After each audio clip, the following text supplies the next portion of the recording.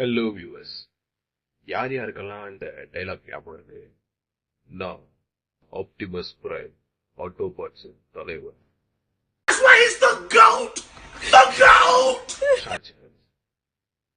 கிட்டத்தட்ட 7 பாட்டை உட்காந்து நல்ல பாட்டு. வழக்கம் போல டிரான்ஸ்ஃபார்மர்ஸ் இருந்து ஆரம்பிச்சு நிறைய போறான்டா. ரைஸ் ஆஃப் தி பீஸ்ட் மொத்தம் 7 பாட்டை உட்காந்து 3 நாள்ல பார்த்தேன்.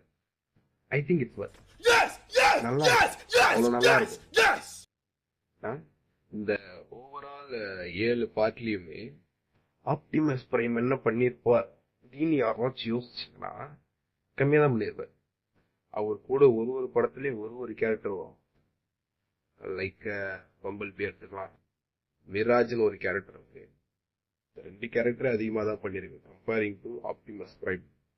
பம்பிள் பி வந்து இந்த ஆப்டிமஸ் பிரைம் வந்து ஒரு பெரிய ஃபேனு.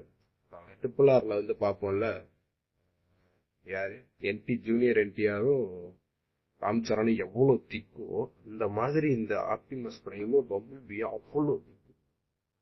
ஒரு பாட்டையும் உயிரை கொடுக்க கூட யோசிக்க மாட்டாங்க 2 பேருக்கும் மாத்தி மாத்தி.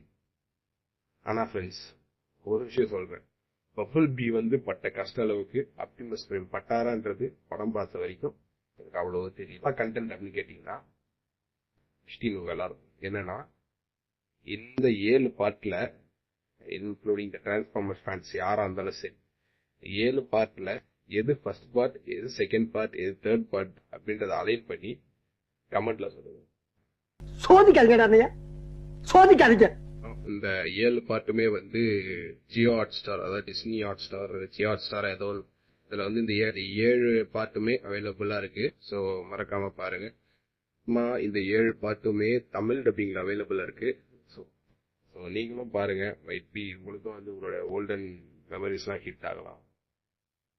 இந்த அண்டர்ரேட்டட் தமிழ் மூவிஸோட பார்ட் 3 வெயிட் பண்ணுவீங்க.